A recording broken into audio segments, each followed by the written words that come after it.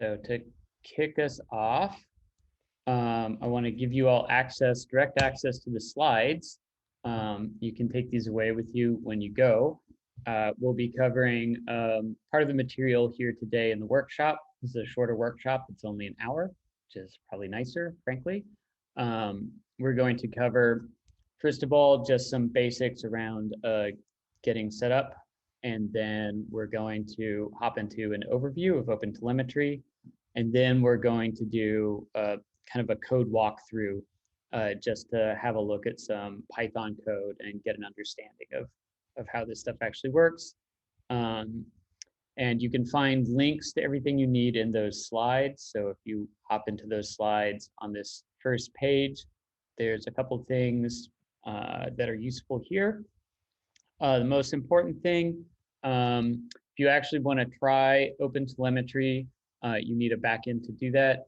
I work at Lightstep, so this workshop will be focused on using Lightstep as the backend, and you can get a free community account here. Super easy. If you just put in your email, so you're not a robot, click sign in for free. It's a free account for life. It's a good place to play around with OpenTelemetry. So I'd recommend everyone have a do of that right up now, just so that you have one of these. And then once you've got that set up, there's some walkthrough code here. This is the code we're going to be going over. I apologize in advance. The Python setup here, I'm not a Python expert. So this may not be the most kosher or correct way to be setting up Python locally, but this is how I currently have it set up. So apologies for the Python 3 going on there. You probably want to delete that or run this code, however it is you'd like to actually run Python. But the main thing to note is there is a requirements file in here that does contain everything you need to get started. So that's really the only important part there. But just to kick things off, I always want to get a sense of who people are and what brought them to this workshop. I like these workshops to be interactive. I'm mainly here just to answer the questions that you have. And the overview is just a primer for that. So feel free to stop in the chat at any time or into the Q&A. So there's a Q&A feature that you can use. Jonathan's already found it. So you can post questions there or just post questions in the chat. But it'd be great to just get a sense if people could just post in a one-liner into the chat explaining what brought them to the workshop or what they're interested in getting out of it. And by the way, when you're posting, just make sure the to button, this is always a little weird in Zoom, should say to panelists and attendees to make sure when you're writing, everyone can hear you, including me. I think it defaults to panelists, which means other people can't hear what you're saying, which is kind of annoying.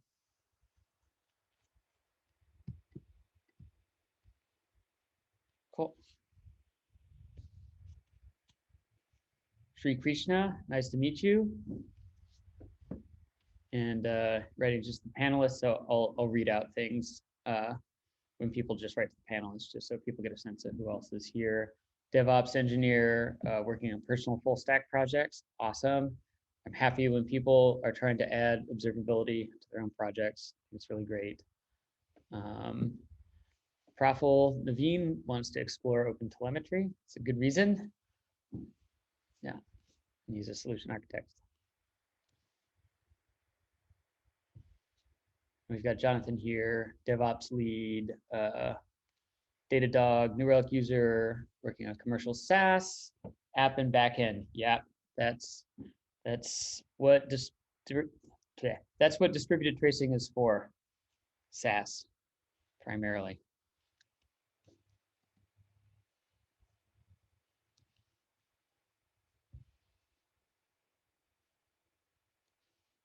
We got Joe Power. Hi, Joe. Trying to get a handle on observability and using it there in the real world. Yes.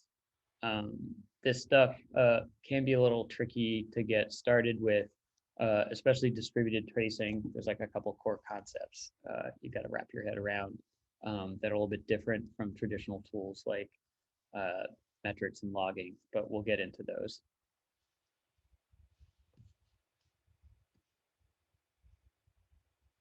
And we're coming up on 9:10. If other people want to just keep posting in there, that would be great. I'm going to dive in to the actual slides.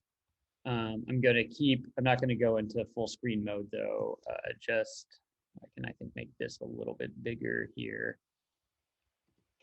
But I want to be able to see your comments and your questions. So that's why I'm not doing it full screen. So apologies if the slides are a little bit smaller. But to kick it off, again, really helpful to create an account so that you can actually follow along. But to kick this off, we're just going to do an overview of OpenTelemetry just in general. What the heck is it? And to start that off, let's just start with the term telemetry. So the reason why we call this project OpenTelemetry is telemetry is a good way of describing the part of observability this problem intends to solve. Observability is usually everything glued together into a single tool. So you have a tool that has some instrumentation that you put in, and then it has a way of sending that instrumentation to the backend for that tool, and then that backend has a UI, and that's how you use it. So tools like Zipkin or most like proprietary stuff you've used in the past tends to work like that, where it tends to be monolithic and end-to-end. And with OpenTelemetry, what we're trying to do is we're trying to standardize the way that data is generated, processed, and sent to an analysis tool. But it doesn't actually include the actual analysis tools. That's a separate part. So it really is just the part of the observability system that you would be running actually deployed in your application and deployed in your VPNs all the way out to the part where it's sending the data off somewhere outside of your system to be processed. We'll get over those particular components in a second. So the big pieces that OpenTelemetry is made up of, there's just a couple of high-level architectural terms that are helpful to understand to get oriented when you use the project. The first is the SDK. So when you install OpenTelemetry in your application, so imagine this green circle is your process, the OpenTelemetry client is divided into two parts. The SDK is the actual implementation. The OpenTelemetry SDKs are frameworks, so they work like any other framework you've probably encountered. They have lifecycle hooks and plugins, and they're highly configurable. The reason for that is these SDKs need to be very flexible. They need to be able to talk to a variety of different backends. They need to engage in a whole bunch of different types of sampling algorithms. When you connect to a system, like let's say you're connecting to AWS X-Ray, or you're connecting to Lightstep, you're connecting to Jaeger, all of those different systems have different formats that they use. They have different sampling algorithms that they want to use. And so you configure the SDK to talk to the backend that you're intending to send the information to. And all of these things have plugins, so it's very easy to just install these plugins and make it work that way. And we're already moving into a concept called OpenTelemetry distros. So you'll start to hear that term around OpenTelemetry soon if you haven't heard it already. And all a distro is just a way to pre-package some configuration and plugins just to avoid this boilerplate of having to set that self up yourself. Most of the configuration is to target a specific backend. And so it's kind of a lot of boilerplate that you'd be copying and pasting around, and distros hopefully will eliminate some of that. The other most important part of OpenTelemetry is the OpenTelemetry API. So OpenTelemetry has a strict separation between the interface and the implementation. This is loose coupling, very traditional way of making sure two highly separate kinds of code really stay separate. So when you're writing instrumentation code, that's really a cross-cutting concern. that's getting intermixed with all of your application code. It's getting intermixed with shared library code. And to make that easier, the API is a completely separate package. So this has some advantages. For one, it means you're not going to haul in a huge dependency chain just by bringing in the Open Telemetry API into a package. The dependencies only come in when you load the SDK. And if you don't load any SDK at all, the API is simply a no-op. So it's safe to include OpenTelemetry API calls within, say, a shared library. So if you're building like an open source framework or a database client or something like that, you can bake in instrumentation directly into your shared library, and it will just be a no-op if no one's using OpenTelemetry. If they do use your library and environment where the SDK has been set up, then your library will automatically start taking part in the traces and producing information. So that's the reason why we have this strict separation. And the only point I want to make here that I think is important is when you are instrumenting your code, when you are using OpenTelemetry, make sure you only access the SDK during initialization, startup, and shutdown. That's where you want to be dealing with the implementation. For the rest of your application code and your other packages, you only want to be depending on API packages. So you probably won't end up hauling in the SDK, but that's just a gotcha in case you happen to grab the implementation instead of the API. Make sure you don't do that. And this was sort of like, I was just talking about this, but I just have some extra slides. So if you have your frameworks, your HTTP clients, and your SQL clients, these are the most important things to have instrumented. You need to have anything that's managing your application instrumented well. So that's usually servers, so anything that's managing ports, network connections, anything coming in. So that's usually like a web framework or something like that. And then anything that's making outgoing requests like HTTP or SQL clients. And if you're using some kind of userland scheduler like gEvent or something like that, that's also going, that's always also going to be something that you're going to want to use. You're going to want to install a plugin for. So anything that's managing context is important. Oh, and I'm getting a request to maximize the window. Unfortunately, if I do that, then I can't see your questions and comments. So if I had the window maximized, I wouldn't be able to hear your request to maximize the window, ironically. I'll try to make it a little bit bigger. Let's see. How about that? Does that work? Okay. Hopefully that's a little bit better.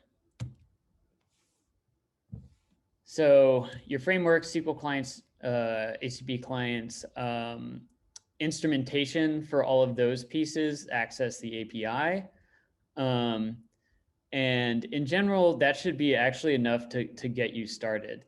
We'll talk about that more in a bit, but you shouldn't have to actually start instrumenting your application code to get a distributed tracing and open telemetry working for you. The other major component, and by the way, you can stop and ask questions anytime. So if you put a question into the Q&A or into the chat, I'll just stop and answer it. So if you have any questions about these components, let me know. The next major component is called the collector. So the API and the SDK are what you're running in your process. The next step is to get that data exported out of your process and into some kind of analysis tool. And it is possible to connect directly to an analysis tool by installing the correct exporter into the SDK. But the more recommended approach is to talk to a collector. So a collector is, it can be run as a sidecar or on a separate VM. They can be tiered, but they're basically a way to buffer your data, apply transformations to that data, and then send it off to a backend of some kind. And one of the advantages of running a collector is you can leave your SDK in a much more of a default out of the box state, and move all of your configuration about what you're wanting to be doing with that observability data to your collector. And that means when you're trying to change what you're doing with that data in a live environment, you're not having to go redeploy your applications to make those changes. You're just having to make changes to the collector and redeploying, your observability plane rather than, your actual data plane. And I think that's a really useful approach. I personally really don't like the idea that I have to roll my applications or otherwise affect them in order to make a change to like a secondary system like observability. So I like to minimize that as much as possible. So moving things like changing formats and all that other work out to the collector saves you from having to do that work directly in your process. So that's a nice feature. The collector supports a bunch of different protocols out of the box. So the most common sort of open source protocols out there are Zipkin for traces and Prometheus for metrics. OTLP is OpenTelemetry's native format. It contains both traces and metrics in the same format. So by default, that's what the SDK uses. Lightstep ingests OTLP natively, and I expect to see more and more different analysis tools start to ingest OTLP directly. But if you're using a tool that doesn't, then you can convert to your format of choice in a collector. And again, you can also install these things as exporters. So there's a Zipkin exporter and a Prometheus exporter that you can install in the SDK. But again, I think it's easier to manage that stuff in collectors. And we got a question. When using the SDK and it's collecting traces, will it be async? As in, will it hold up the process thread if the collector is slow or hung?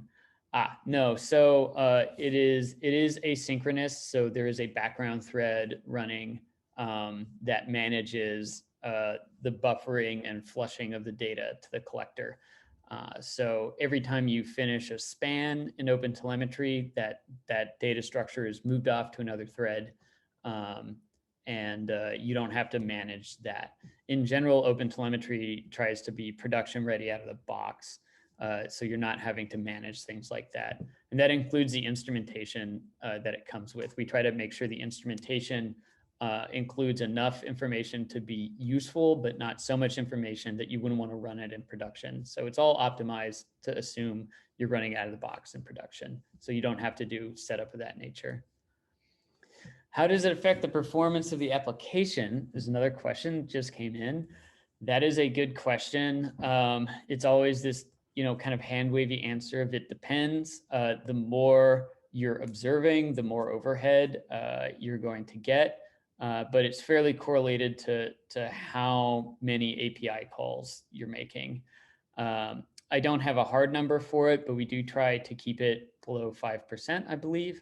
One thing that is coming as part of moving to release candidates and getting ready to 1.0 is adding things like performance tests. So we don't have them public yet, but we will have public performance tests and integration tests that you can go check before we 1.0 the project. So you'll be able to get a tighter answer to that question later. But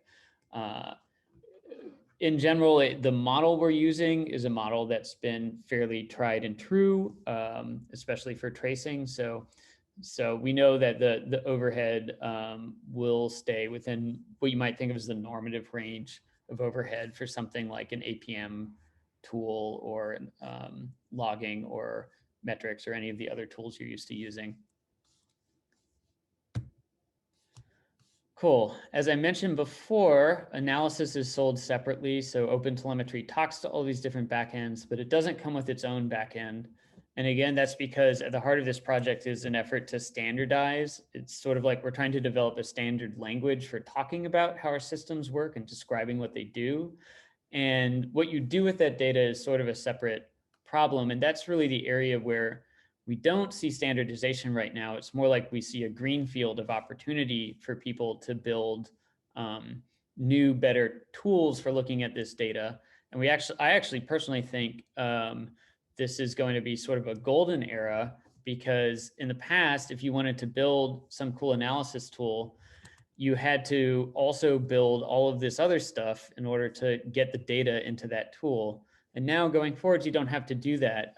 Open Telemetry provides all the different kinds of data you want. It's all standardized. And so you can make a lot of presumptions about what kind of data you're seeing. And that's not just the format of the data, but that's also the keys and values. So we standardize the semantics as well. So we call these semantic conventions. So that's ensuring that an HTTP request is always recorded as an HTTP request. You know, when you're recording host name, it's not host.name somewhere, host name one word somewhere else, host dash name somewhere else. It's all regularized. So you can actually inspect the data programmatically and have an understanding of what the data means. It's not just, you know, arbitrary keys and values. For the standard stuff, of course, you can also add your own application conventions as well to that. And the way we manage all of this code, just from a project perspective, is through a specification. So we have a language neutral specification. We have an RFC process for making changes to that specification. And once the changes go into the spec, then they're implemented in all of the different language implementations. So we have a working group for each language. The maintainers of the working group participate in the specification process to make sure that, you know, the spec is defining something that could be reasonably implemented in every language. And then that ensures that there's a self-similarity across all these different languages. So the API feels, you know, like a localized version of the same thing. And it also ensures that all these different languages are capable of producing the same kind of data. So that's how we kind of manage the project. And just to rush through a bit about just some core concepts before we get over to looking at some actual code. The part of OpenTelemetry we're talking about in this workshop is distributed tracing. And the purpose of distributed tracing is to be able to observe these distributed transactions. And so just to do a quick review of what I mean by a distributed transaction, imagine you have a client. Let's say this client is trying to, say, create say it's a mobile client and it's trying to upload a photo and a caption to a server.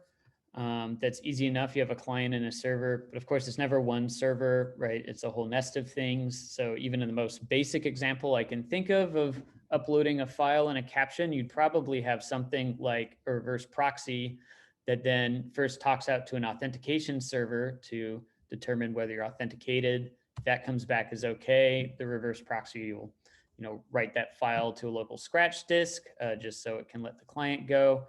Once it's written that, it'll contact a local application service. That application service will upload that file to like cloud storage, like S3. Then it'll talk to a data service to write down the caption and the location of the file. And that data service might sit in front of, say, a SQL database that's using Redis or Memcache as a caching layer. Right, that's the most traditional application I can think of.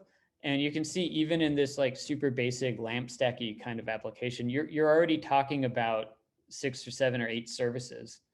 And if you scale this up, it becomes hard to see these transactions if you're using just logs and metrics. You have to do a fair amount of work, at least I find, at scale in order to kind of filter down your logs being animating from all of these different services in order to find just the logs that were involved in a particular transaction. And there's some additional data on top of that, like timing data and errors that you also want to be capturing. And again, I find using traditional tools, you just have to put in a certain amount of effort to even capture and set up all of that. And distributed tracing is mostly about lowering the amount of effort you have to do in order to do that. So another way we can look at this is through a call graph. So this is sort of like a service diagram, which is a helpful way to think of a transaction, but it doesn't tell you much about timing or what order things were called in. So with distributed tracing, we tend to look at it in a graph that looks a little bit more like this. So in this case, these lines are color-coded to these different services here. And the length of the line represents the duration. And then the arrows represent, network calls, so requests and responses. So here we can see that the client took the overall amount of time, and then it talked to the proxy. The proxy took a little bit of time talking to the auth server, then it uploaded the file to scratch disk, then it talked to your application server. The application server talked to S3, then it talked to data service, then it talked to other cloud things, and then you're finally done. So that's great. And having this timing information is great too. But the timing just by itself doesn't totally tell you a lot. Like you can see here that the client took the most amount of time overall because it's a synchronous transaction. But that doesn't mean if you were going to optimize this transaction that you would want to optimize the client. The client's the thing that would ultimately get shorter, but it's mostly spending its time waiting. So when you're trying to optimize latency, you want to figure out where the work is actually being done versus where systems are waiting for work to be done. And distributed tracing helps with this because it's actually put everything into a graph in such a way that you can use heuristics to automatically figure out where the work is actually happening. And that's really helpful when it comes to figuring out what you should be optimizing. So for example, here, it's easy to see that if you tried to optimize this data service in any way, it wouldn't be that helpful overall because the overall amount of latency it contributes is very small. If you want to improve this, it's really just improving the amount of time it took to upload the file to scratch disk or upload the file to cloud storage. The other thing you want to be able to figure out quickly is errors and where errors are coming from. So which service is emanating an error, which operation within that service was actually having the error. Being able to quickly identify where that error is coming from is the first step in root causing a system. And once you've figured out that error, you're then going to want to get all of the events in that transaction, basically the stack trace or all of the logs that are associated with that transaction. And you want to be able to do it from the error, right? You want to be able to see, oh, I've got this one event. What are all the events that are related to that event? So Open Telemetry includes an event system within its tracing system. And you could think of these events, they're basically contextualized logs. So when you make an event, it's the same as making a log, but that log is now being recorded in the context of this transaction. So it makes it a lot easier to automatically index them and find them later. And speaking of indexing, it's not just finding stuff, finding all the events related to this particular transaction. You want to understand how these transactions are relating to other things like, say, resources being used by, like, say, which host or region was being contacted,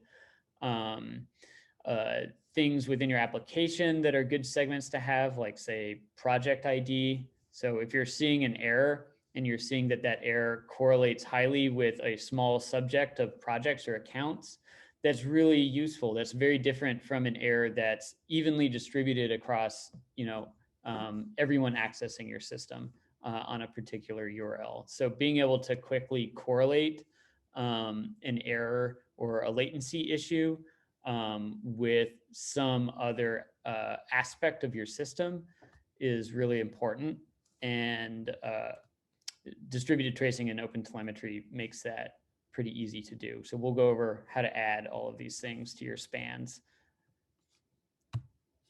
And again, to really hit it home, the thing I miss most when I was just using logging was basically a transaction ID, right? Like I have all of these logs, I have like 50 application servers, I have 100 backends, all these proxies, and I'm trying to find just the logs that represent this one particular transaction as it flowed through that system.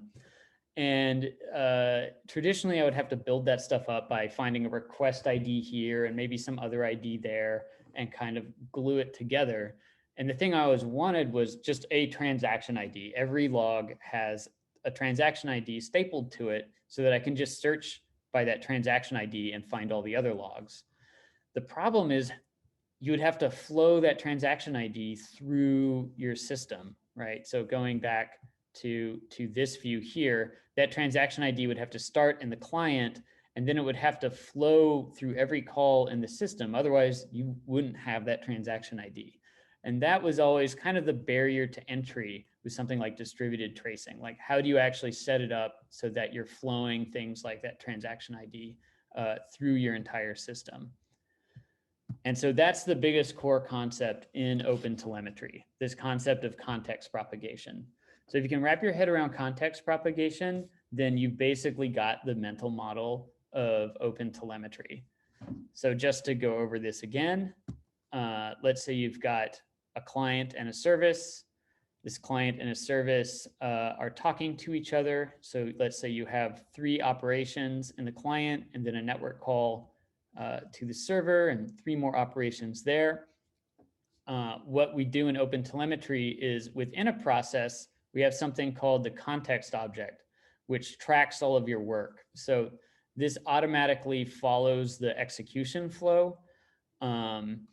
This is why if you have something like G-Event, you need Open Telemetry instrumentation added to that to help the context management there. But the point is there's always a context or an environment that's local to your particular operation and the trace that that operation is in. So that flows within your process. But then when you make a network call, it has to flow across the system. And we call that part propagation. So to propagate this context, you have to serialize it and stick it onto your request somehow. So in HTTP, that would mean adding it as HTTP headers.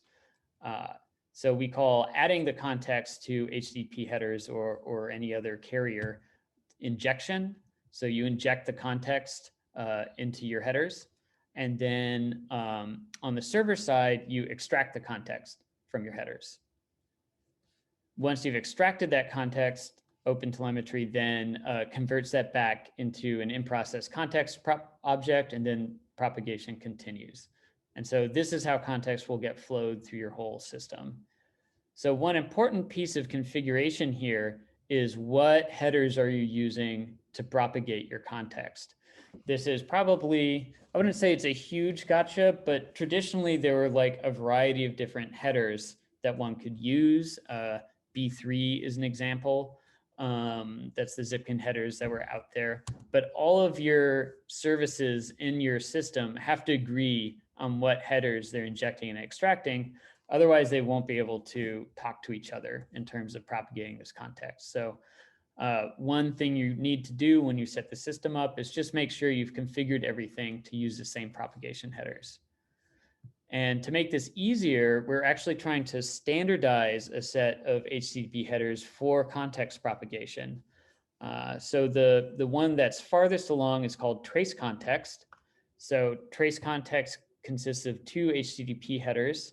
And this is, just to be clear, in the W3C. These are on their way to becoming a standard part of HTTP. The 2 headers are trace parent and trace state. Trace parent is very simple. It contains the trace ID. That's that transaction ID I was talking about. So this is ID that every event in your transaction will have on it. And then a span ID. The span represents an individual operation within that transaction. So like a database request would be a span. And so you want every event in your system to know what operation it was part of and what transaction it was part of. And then there's also a sampling flag, which is just a simple way of flagging a downstream system as to whether or not some basic form of sampling is enabled. Basically, this just is a way of telling a downstream system if this is off, being like, hey, I was just dropping the data on the floor, so just FYI. And that's a way to manage overhead in a large system.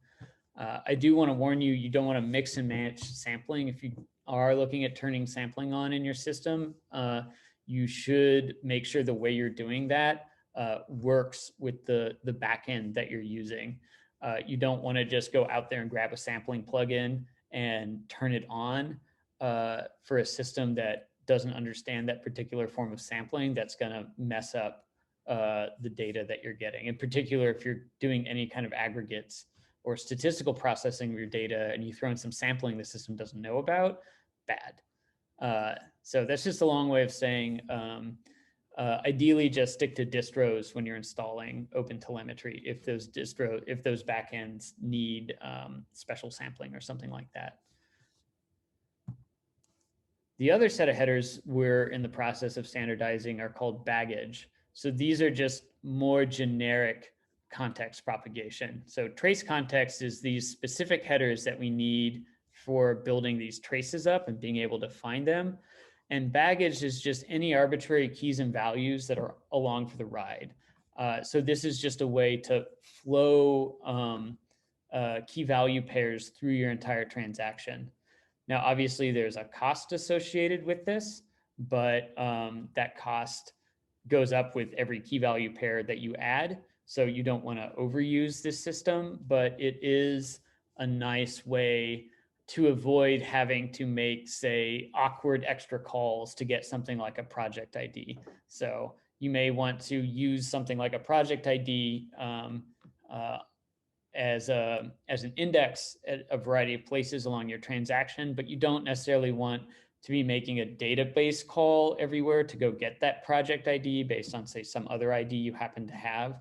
And so baggage is a way to avoid, basically make a trade-off rather than making those extra calls, or, in some cases, maybe you have a system that doesn't even have access to where that original index came from.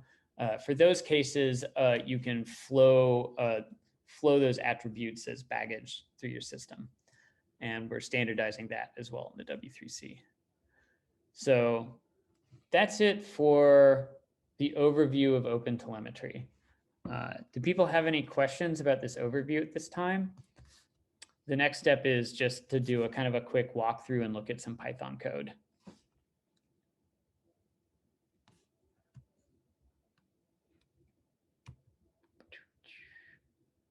Great.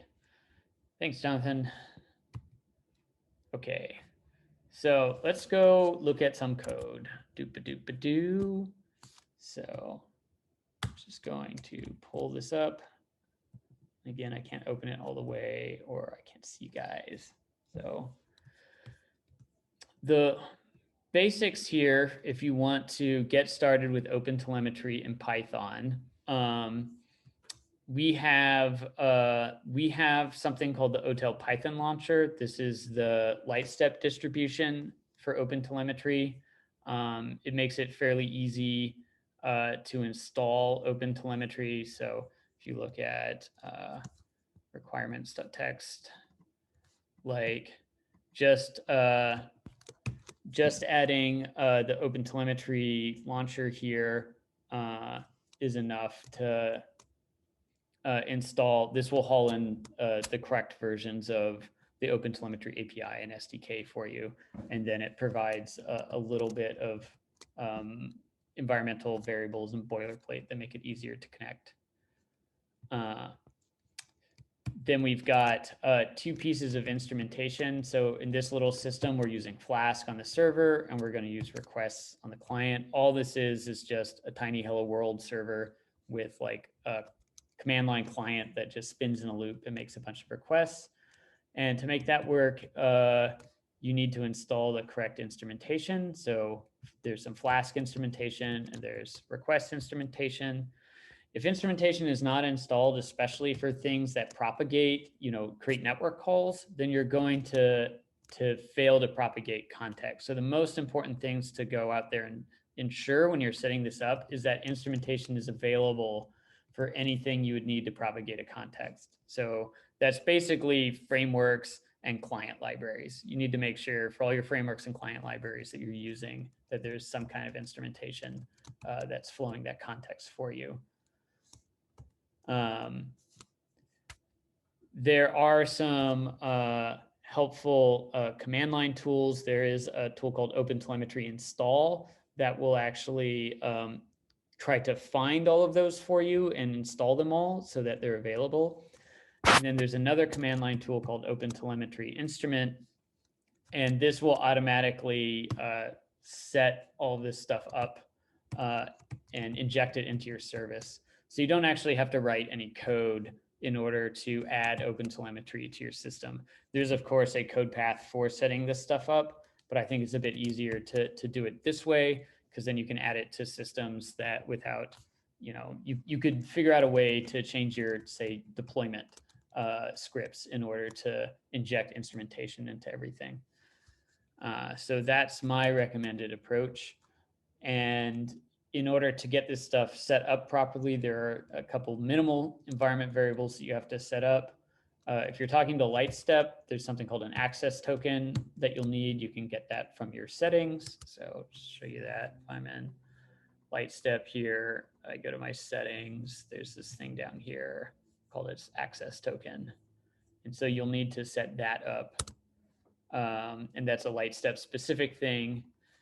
The other thing I strongly recommend doing is setting a service name. So this is just a semantic convention to describe the service that created all of these traces. We didn't go over it before, but in addition to setting up traces, you can also set up what are called resources. So resources are what actually describe the services that these traces are going for. So one resource I recommend always adding is service name. And then you have to tell Open Telemetry which tracing system you're using. So by default, it uses the no-op system. And if you change it to the SDK, that's just telling it use the standard SDK. So this is basically turning Open Telemetry on. If you don't do this, then Open Telemetry just runs in no-op mode. And then running your system with Open Telemetry Instrument will get it going. And just to show you what that works, so if I run this on my command line, so if I just run the server here and get that rolling, and then come over here, and I'm just running my client. I've already set up these environment variables here. Then if I go back here and look at my display, start to see some data coming in. So if I look at one of these, I now see a very basic trace. So I can see that there's two services here. They're color coded. So this is my client service, and this is my server. And they're already fairly rich in data. So if you look at this client, we've already got all of our standard HTTP information set up here. There's also instrumentation name and version. This tells you what package was actually creating this data. That can be helpful, and you can search on all of these things. So I can say do a query here and find out all instrumentation getting created by the request instrumentation package. Likewise, I can look at every span that hit this particular HTTP URL, in which case there's just one. So it's really easy to kind of go back and forth in this manner by seeing a particular trace, finding something interesting in it, and then going over to do a query on that and find other traces. That basic pattern is something that's fairly fast to do in tracing, but I find is a little more burdensome in logging. So getting to look at the actual API code, if you haul in here, oh, and there is a question. Need to know how frequently traces will be collected. Can enable to collect the trace for a status code equals 500 in service. Yes, so that depends on what backend system you're using. So by default, OpenTelemetry does not do any sampling. All of the traces and spans, all the spans that are generated are sent off to a collector. And then some systems might filter that down. Other systems have smart ways of filtering that down. So this is called head-based sampling versus tail-based sampling. Systems like Lightstep use tail-based sampling, which means they're sampling averages, but if they see unusual behavior like errors or outliers, then they'll ensure to do a higher sampling of those and capture them as well. Or you could have sampling entirely turned off and literally store all of your data in a system. Obviously, that's going to have overhead associated with it. So that's kind of the trade-off that you end up having to make. But one thing that's nice about sampling with distributed tracing is the sampling happens on the trace level. So, you know, if you get a 500, you'll still have all of the events that led to that 500. But if you're doing sampling, you may not catch all of the 500. So hopefully you get like enough of a sample that you can investigate an error. But again, this is why the world's kind of moving to these smarter sampling algorithms to make that a little bit easier. But let's look at some code. So when you're actually writing code, so here we are in Flask. We've set up our route. When you've set up a route like this and you've got OpenTelemetry Flask installed, you can see that Flask already made a span for us to cover this route. So we can see we've got the route name here, we've got the host and all these things. If you want to add your own data to this span, you can access it by calling getCurrentSpan. So this will give you access to the current span in the system. And from that point, you can then set more attributes on the span. So here I've overwritten the route that it wrote with another route name. This is also where you can add any events that you want to add. So here's some events. You can see events are just like structured logging. There's a message, and then there's a set of key values. And likewise, attributes are basically key value pairs. These are what are showing up here. These are all span level attributes. And then the events, let's see, we have an event down here. So here you can see some events being recorded, including an exception. So in this case, I mentioned baggage before, and here's an example of using baggage. So on the client, I've set a piece of baggage here. I don't like the baggage API, by the way. You have to attach and detach a token. By the way, I'm going to clean this example up and add a lot more comments to it. So this will be a very heavily commented example that I'm going to keep up to date with the latest versions of OpenTelemetry that'll let you know about these little gotchas. But I'd like to wrap this up in a with baggage call. So that's just a little thing that you have to watch out for. But within the context here, this baggage will be set to project ID 123. Likewise, I've got the current span here, and I'm just setting some example attributes. And here I have a with start as current span. So this is how you set up context within OpenTelemetry. If you say start as current span, then within this block, this new span that's been created, in this case named main, is going to be set as a current span. So this span I set up here is then what's accessed here. So likewise here, this is just grabbing the span that's been set up before, and actually don't need to say propagation anymore. This API is still in a little bit of flux. We're in the process of cleaning it all up before going into a release candidate, probably in a month or so. So this is a good time, by the way, to get used to using this thing, and then give us feedback on whether or not this API is useful to you in its current form, or if there's ways we can make it ergonomic. One thing I recommend is wrapping up some of this stuff into helper functions if you're have a lot of common patterns in your application code. And also if you're a little bit worried about the API changing on you while we're in beta, wrapping some of this stuff up in helper functions is a way you can potentially decouple your application code from some of these breaking changes that might happen to you in the next month or so. Once we hit 1.0, we're going to have a long-term support guarantee, and you won't have to worry about that. That's just a reminder that it's in beta right now. So here, again, going through this. Oh, I forgot to talk about making a tracer. So if you want to start spans, you don't need a tracer in order to access the current span. But if you want to start your own span, you have to get a tracer. And so to do that, just at the package label, you grab our trace package and say get tracer and name it after your package. And that is what ends up creating this instrumentation name here. So this is letting us know that this came out of this span was created via this package versus this span here, which was created via some installed plugins.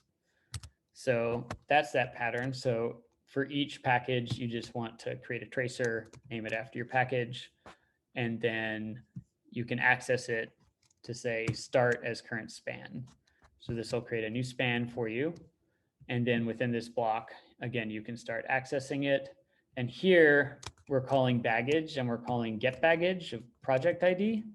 So this is the twin to setting baggage here on the server. So here I set a piece of baggage on the client, and here on the server, I've pulled it off and used it as an attribute.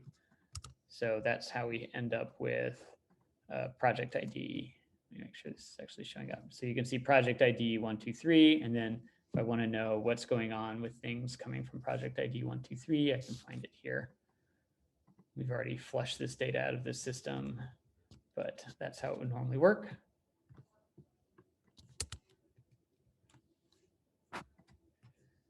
And that's actually it, except for one other piece, which is recording exceptions. So exceptions are actually just events that get recorded on your system. And so record exception will just properly format that exception as an event. So that's what we've got there. And let me see if I actually have.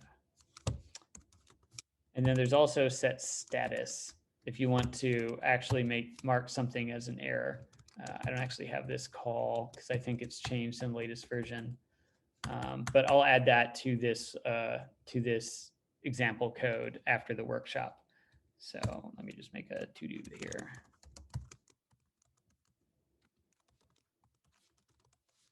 But if you want an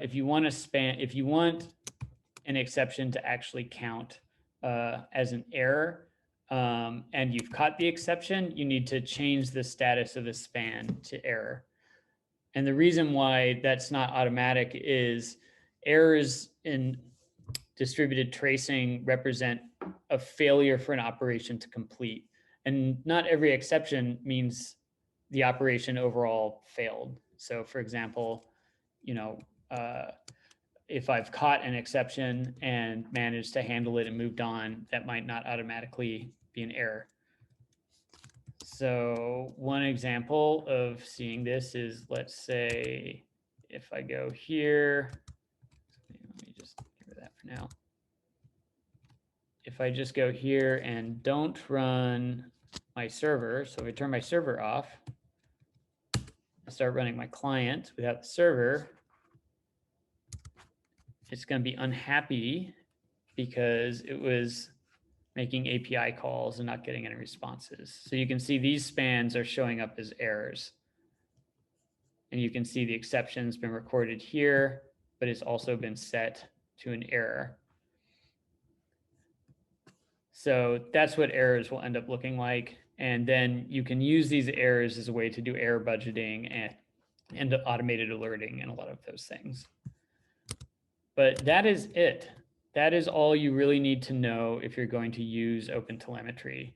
You just have to basically copy paste the setup instructions, create a tracer when you want to use it, and then understand how to get the current span, how to set attributes on it, how to start your own span, how to add events, how to record exceptions.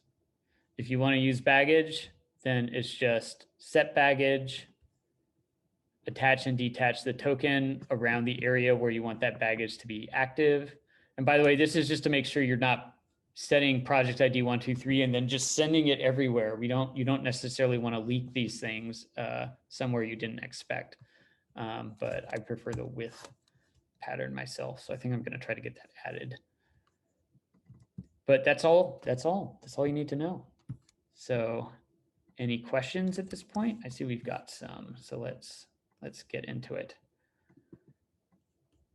Okay. So from the Q&A, I see much of the request time spent in sleep. Would it be possible to instrument that sleep call, or if sleep were another local function, would it be possible to instrument that function? Yeah. So to instrument a function or anything else, you just need to create some instrumentation for it. So that could be a wrapper. It depends on what you're trying to hit. So you can wrap up sleep in an instrumented sleep that would create a span for it. So that's one way to do it. You can also, of course, do this just, manually.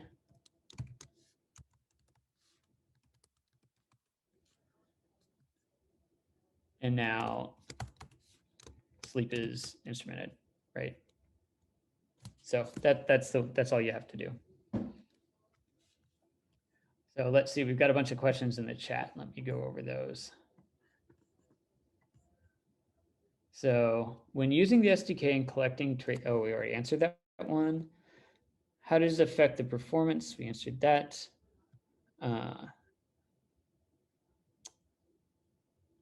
Might be able to use before request to add all APIs. This is interesting. I'm not a super Python expert myself.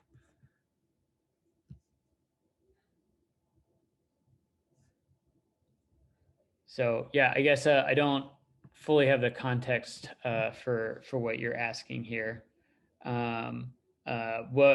What would you want to be adding? Are you saying you would use this to add tracing to all of your API requests? Yeah. So just installing the instrumentation should do that for you. You'll notice that I didn't have to do anything in here to add instrumentation. All I had to do was install the Flask plugin. And if you're thinking about making your own plugins, like looking at these can be a helpful thing to do. So we're just going to GitHub, Python, I believe it's in Python contrib. This is where all of these live. And you can have a look at all the instrumentation available and have a look at the Flask instrumentation.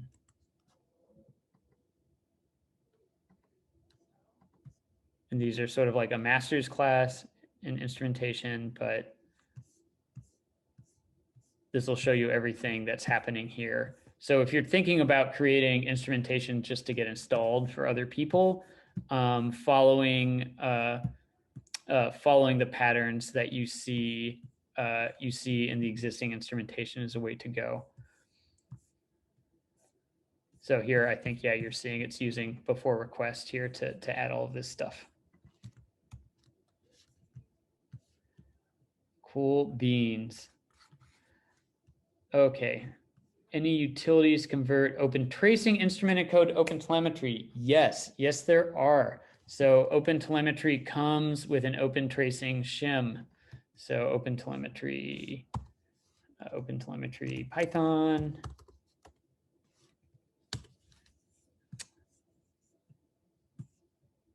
Let me see where it's living. So here is the open tracing shim.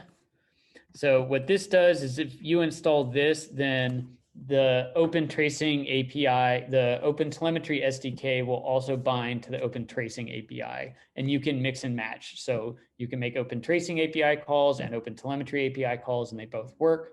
The whole point of open tracing was that it was just an abstract interface that could bind to any implementation. So that makes it very straightforward to have the Open Telemetry SDK be an implementation of open tracing. So if you're already using open tracing and you want to shift to open telemetry, what I recommend you do is first keep all of your open tracing code, just install the Open Telemetry SDK. don't install any automatic instrumentation if you're already using the open tracing instrumentation and you're already happy with it. You've already got monitoring and stuff set up. But that'll let you shift over to using the new implementation, which will then give you access to OTLP and access the exporters and collectors and all of that stuff. And then you can progressively migrate over your instrumentation calls if that's something you want to do, or change from using installed open tracing instrumentation for Flask for the Open Telemetry instrumentation. So you can do that all progressively. You just need to install the shim. Great. And one final question, will the setup be the same when running it in serverless functions? I think so. The tricky bit with serverless is not the setup, but the shutdown, because serverless systems don't always shut you down. They will sometimes freeze your system. And then when you pop back up on the other end, you have failed network calls or something crazy happens. So I believe the work that's being done right now is to figure out the best approach to handle for Open Telemetry to handle that freezing process that serverless applications go through. And I believe that's something that's actively in flight. I know I'm working on it over on the Node.js side. But that's just one of those tricky bits. So it's really just if you already have something that's handling on freeze, the SDK provides a force flush function, which I believe has been implemented in Python. Of course, it would be force_flush. Yeah. So what you'll do is grab your SDK, this is part of the places where you touch the SDK is set up and shut down. So when you grab your SDK, you can call force flush on freeze, and that's the way you do it. But I do understand that things can be a little tricky in serverless. It's probably easier here than in Node because Node has all this asynchronous stuff that makes it worse. Cool beans. The lines we have one more question. But Jonathan ran. Yeah, so that's it. We're at time. I do want to just give a shout out at the end here. Our customer success organization wanted me to make an offer as a final part of this. If you are having trouble getting Open Telemetry set up across your organization and you'd like to just do a quick engagement to have someone come in and consult and with hands-on keyboard help you set it up. We are offering that at Lightstep right now. To be clear, this is totally separate from using Lightstep as a product. You can, if you're just trying to get this connected to anything, you just want help setting up Open Telemetry across your organization, that's something we're offering as a consultation. If you're interested, contact support@lightstep.com and we'll make it happen. And last but not least, I'm just going to paste in access to these slides again in case anybody missed it. So you guys can go through this on your own.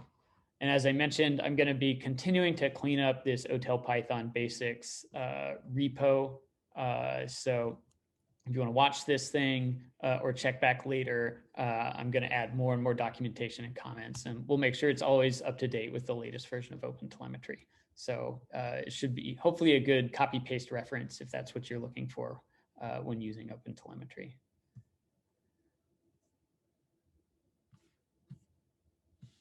Sweet. Okie dokie. So any final questions? I'm happy to stay on the line if people do. I'll wait a couple minutes for questions to come in, and then I'll say thank you all.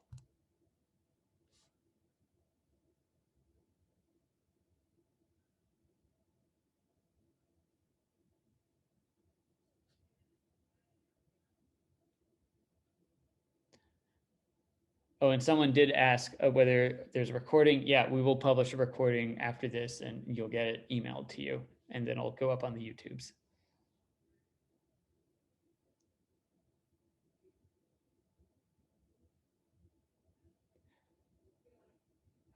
Cool. Oh yeah, and thanks for the thanks. If people want to get a hold of me, by the way, I'm on Twitter as Tetsuo, and I'm always happy. I'm always happy for DMs. Please let me know what you liked, what you didn't like. I'm always looking for feedback. So hope you had fun. Hope you enjoyed it, and I'll see you all on the internet. Have a good one.